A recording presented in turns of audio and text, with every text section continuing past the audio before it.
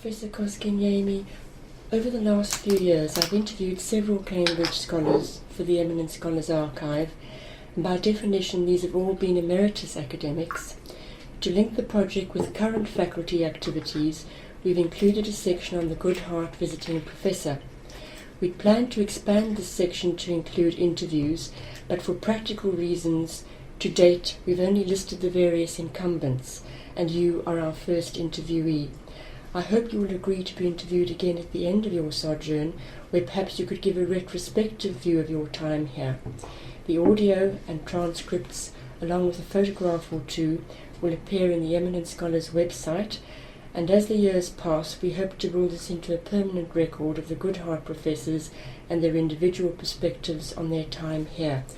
I've listened to Professor Crawford's introduction of you, and indeed your own presentation at the LLM Subject Forum a couple of weeks ago, which is now on the faculty website, and I wonder if you could say now for a wider audience what generally your aspirations are for your time in the faculty as the Goodhart Professor.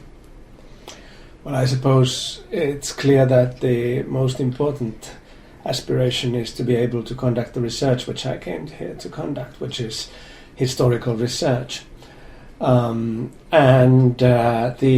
surroundings and the environment for carrying this out is really brilliant, excellent. I couldn't wish for anything better. I could wish that my mind were sharper and it would be easier. It's been an uphill battle these first few months, not because of the reasons of the context, but because I'm carrying a rather complex argument which tends to not always succeed. Perhaps you would like to say something specific about your preferred teaching style. I recall one of my previous interviewees, Professor Heppel, gave an interesting account of how he tried and actually failed by his own admission to introduce the American case method at Cambridge. But because of the college-based tutorial system, he was thwarted. Yes, well, I'm a very authoritarian, traditional European monologue holder.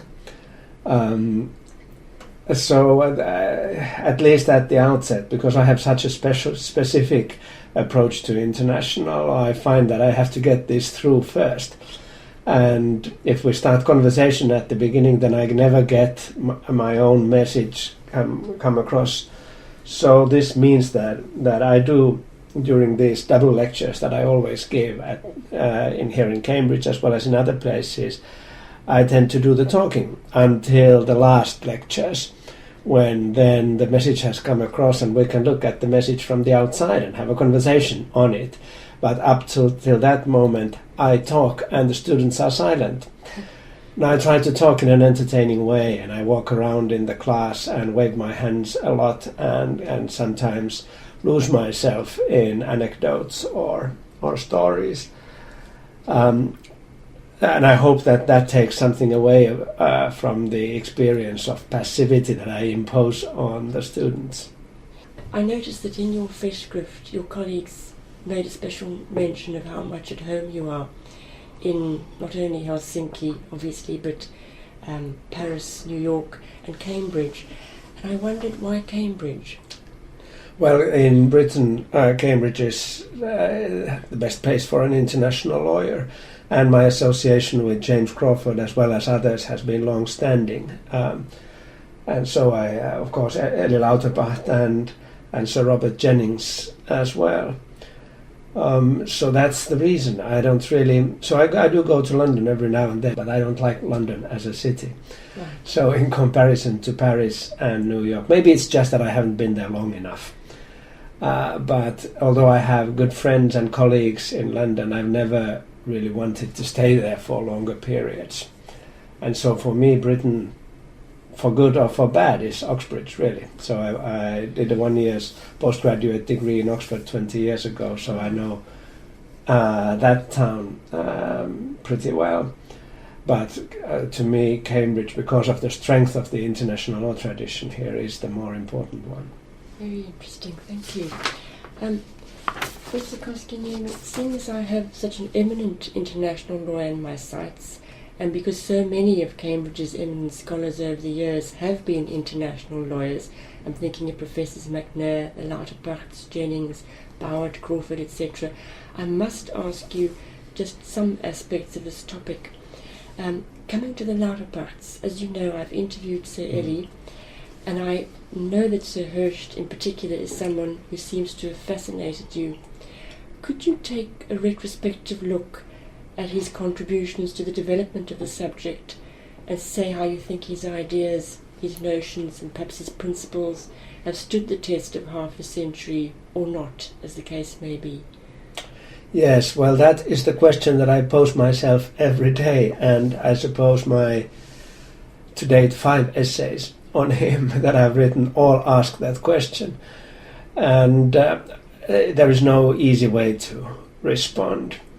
I have a certain distance towards that tradition myself. I don't think of myself as in it, but outside it.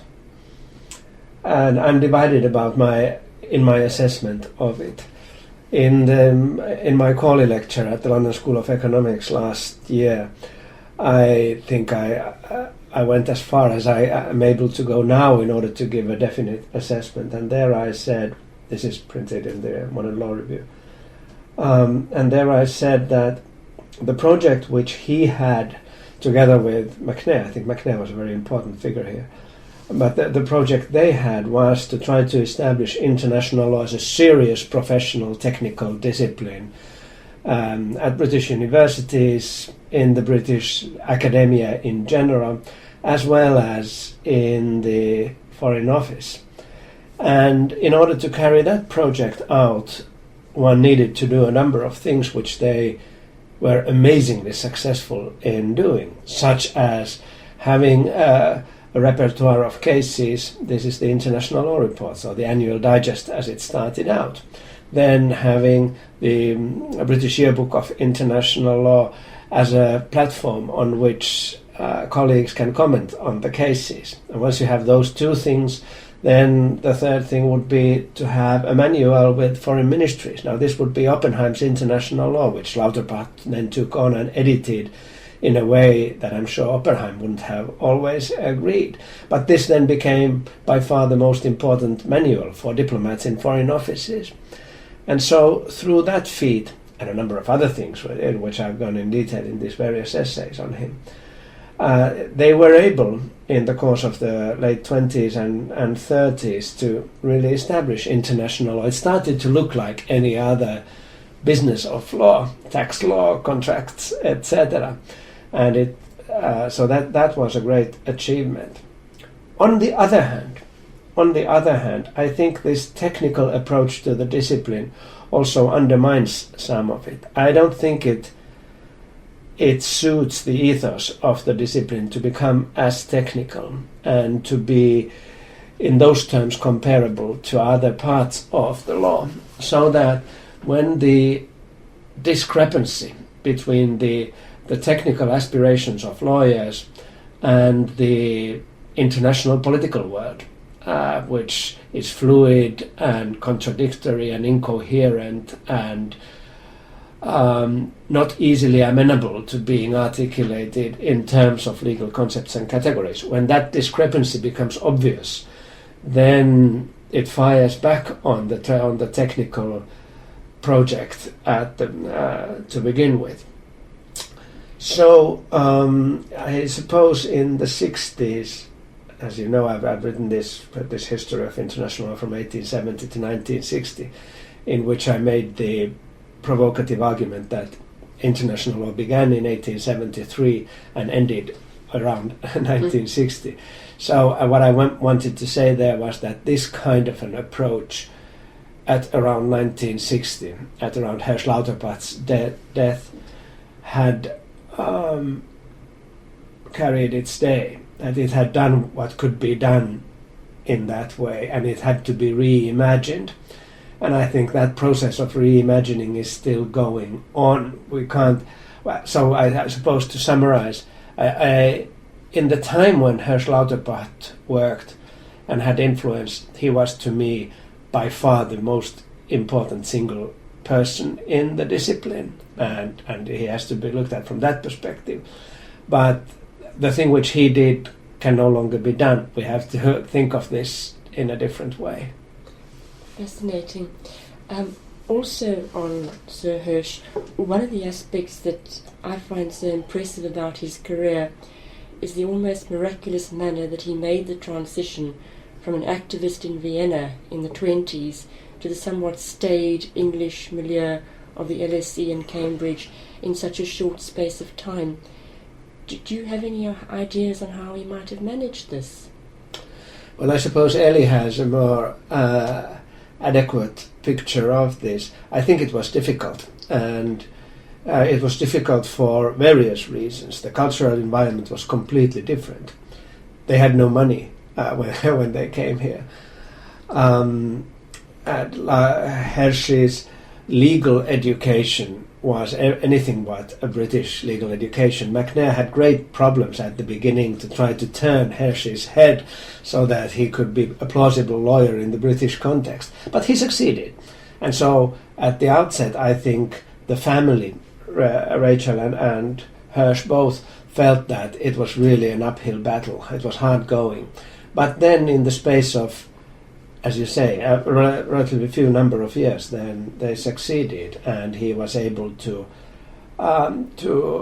establish himself. Now, mind you, he established himself at LSE, where there were lots of foreigners, lots of lawyers from the German-speaking environment. So I don't think he could have done the same anywhere else in Britain.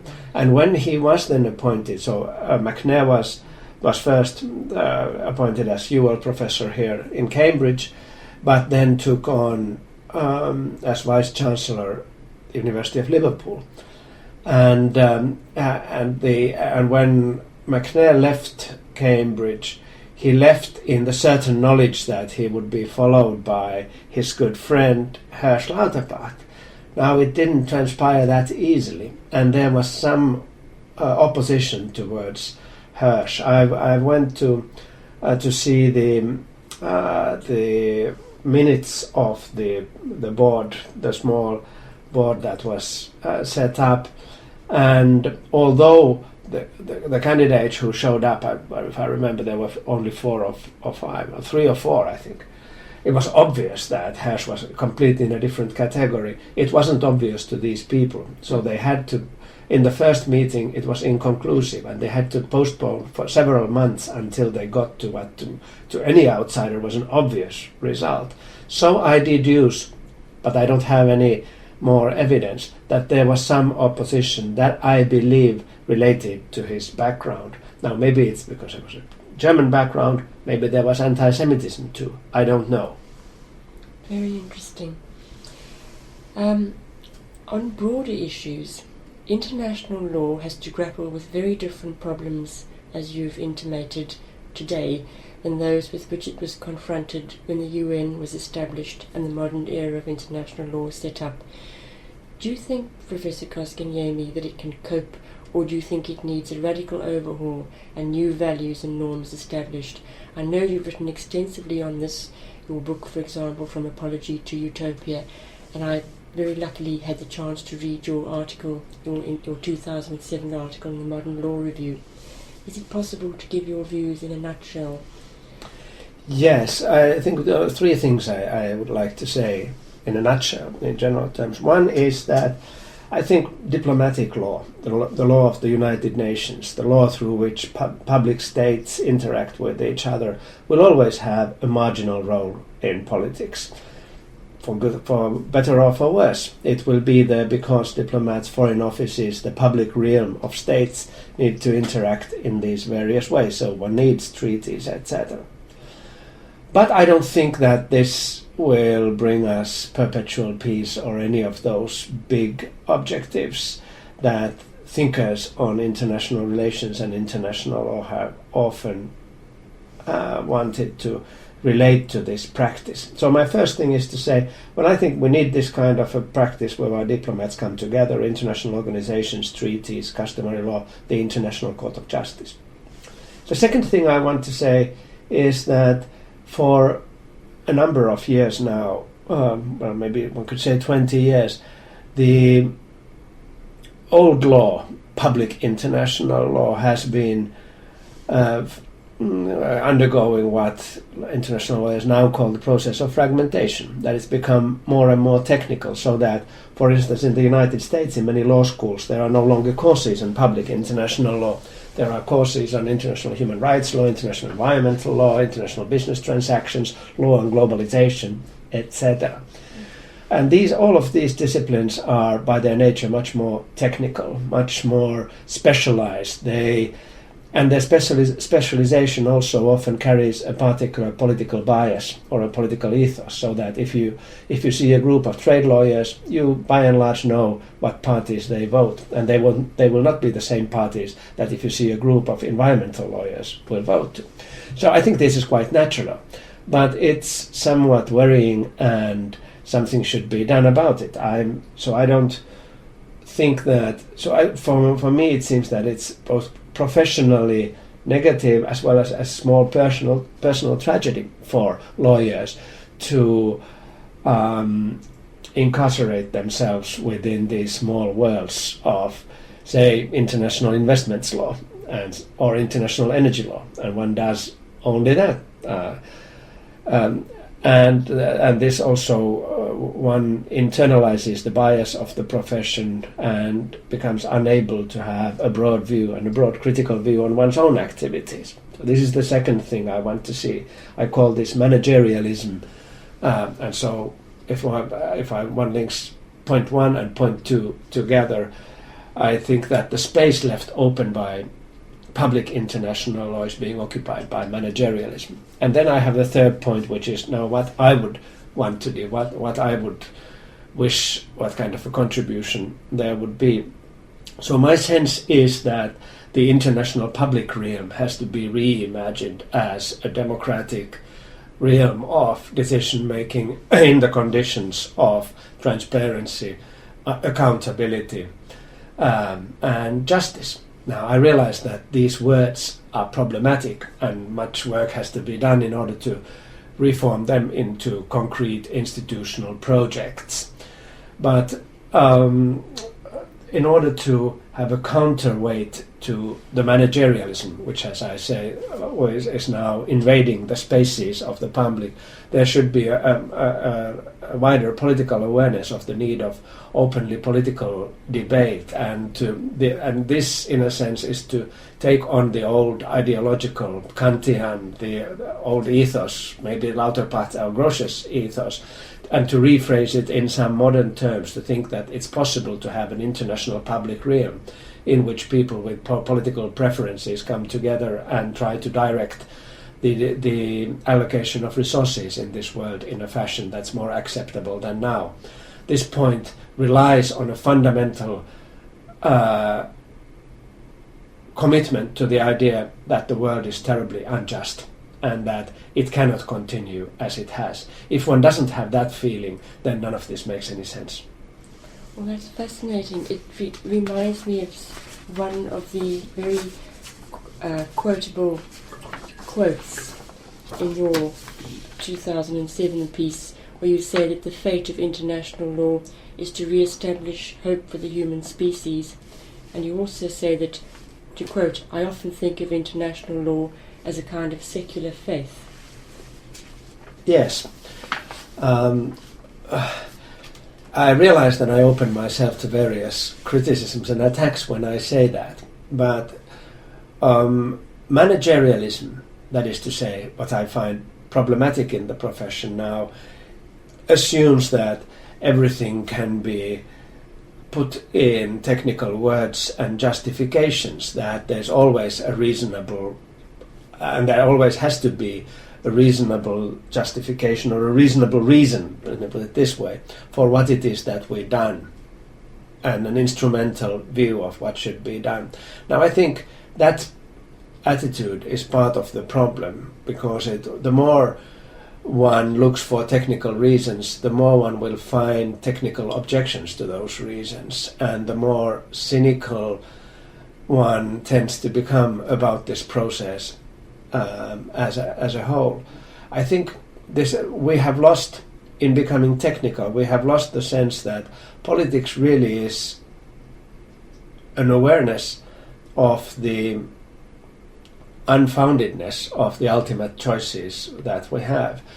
Awareness that there's no fundamental guarantee that that what we decide or how we act politically, it may go wrong and people may suffer from it, and that none of the specialization in economics, environmental, human rights fields gets us away from that dilemma.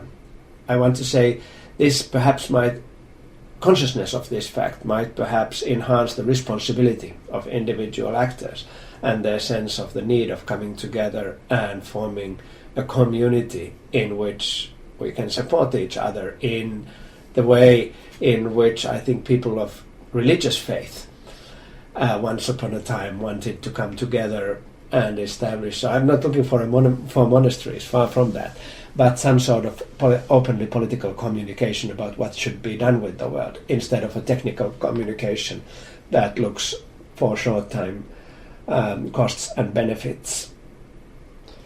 Well, Professor Koskenniemi, I must thank you so much for these fascinating insights. I'm very grateful to you for agreeing to come and speak to me, and I hope that you'll be prepared to give a second interview at the end of your time. That will be in the summer, and maybe you'll allow me to come and take a photograph of you at the Goodhart Lodge against a nice background of summer flowers.